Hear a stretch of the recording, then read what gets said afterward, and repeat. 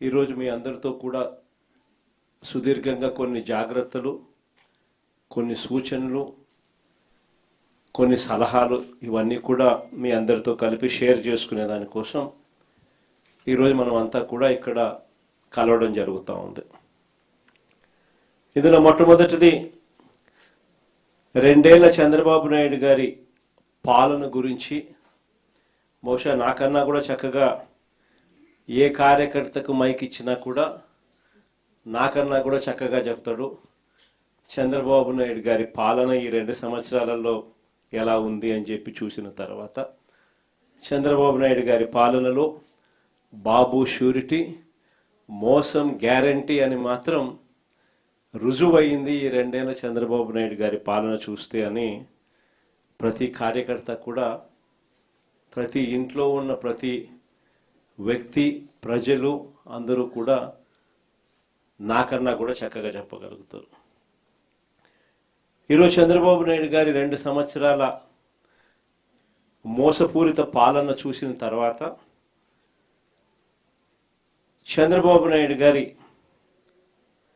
వెన్నుపోటుకు, విధ్వంసానికి, అరాచకానికి, ఆయన అబద్ధాలకు, ఆయన డైవర్షన్ పాలిటిక్స్కు, ఆయన దోపిడీ అవినీతి పాలిటిక్స్కు ఈ 2 ఏళ్ల చంద్రబాబు నాయుడు గారి పరిపాలన. ఇంతకుముందు మనం కథ ఏంటంటాం, ఒకటి ఎన్నికలప్పుడు నేను కథ కూడా చెప్పా. ఒక ముసలి పులి బంగారు కడియం కథ. ఎన్నికలప్పుడు కూడా బాగా నేను చెప్పేవాడిని, చంద్రబాబు నాయుడు గారికి ఓటు వేయడం అంటే ఇదే అని చెప్పి. కరెక్ట్గా ఎన్నికలు అయిపోయిన తర్వాత ఈరోజు అదే రుజువు అవుతా ఉన్న పరిస్థితులు కూడా మన కళ్ళ ఎదుటే మనం చూసాం.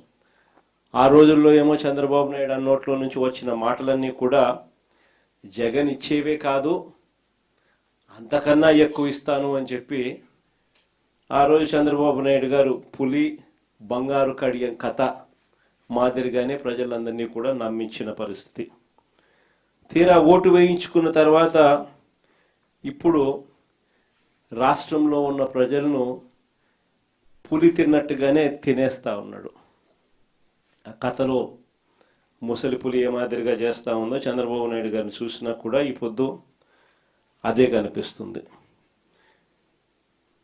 ఇక చంద్రబాబు నాయుడు గారి ఎన్నికలప్పుడు సూపర్ 6 అన్నాడు, సూపర్ 7 అన్నాడు, ఓ మేనిఫెస్టో కాపీ అన్నాడు. 143 హామీలు ఆ ఎన్నికల మేనిఫెస్టోలో తాను పెట్టి చివరికి ఎన్నికలు అయిపోయిన తర్వాత ఆ మేనిఫెస్టోను చెత్తబుట్టలో వేసిన పరిస్థితులు ఈరోజు మనం అంతా కూడా చూస్తూనే ఉన్నాం. 2 ఏళ్ళు అయిపోయింది, 3వ బడ్జెట్ కూడా ప్రవేశపెట్టాడు.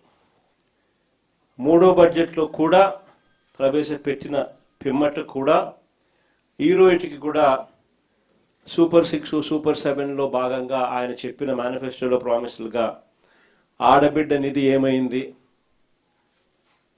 ప్రతి అక్క చెల్లెమ్మకు 18 ఏళ్ల వయసు నిండిన ప్రతి అక్క చెల్లెమ్మకు ప్రతి నెల 1500 రూపాయలు చొప్పున సంవత్సరానికి 18,000 ఇస్తానన్నావు కదా, 2 ఏళ్ళు అయిపోయింది, 3వ సంవత్సరం బడ్జెట్లో కూడా పెట్టలే కదా అని అడిగితే మాట రాదు. సూపర్ 6, సూపర్ 7లో భాగంగా నిరుద్యోగ భృతి అని, చదువుకున్న ప్రతి పిల్లాడికి కూడా 3,000 రూపాయలు నిరుద్యోగ భృతి ప్రతి నెల ఇస్తానన్నావు. సంవత్సరానికి 36,000, 2 ఏళ్లకు 72,000 ఇప్పటికే బాకీ పడ్డావు. 3వ సంవత్సరంలో కూడా బడ్జెట్లో కూడా పెట్టలా అని అంటే దాని మీద మాట ఉండదు. 50 ఏళ్ళకే పెన్షన్ అన్నావు. 50 ఏళ్ళ నిండిన ప్రతి అక్క చెల్లెమ్మకు సంవత్సరానికి 48,000 బాకీ, 2 ఏళ్లలో 96,000 బాకీ. 3వ సంవత్సరం కూడా బడ్జెట్లో దాని గురించి అలాట్మెంట్స్ ఏమీ లేవు కదా అని అంటే దాని గురించి కూడా ఎక్కడా పత్తా ఉండదు. మేనిఫెస్టో అడ్రస్ ఎక్కడా మనకు కనిపించదు. అడిగితే మాత్రం చంద్రబాబు నాయుడు గారికి బీపీ పెరుగుతుంది. ఈ మధ్యకాలంలో ఆయన బీపీ చాలా ఎక్కువగా పెరుగుతా ఉంది. టపాని ఎక్కడైనా పొరపాటున చంద్రబాబు నాయుడు గారిని ఎవరైనా నిద్ర లేపి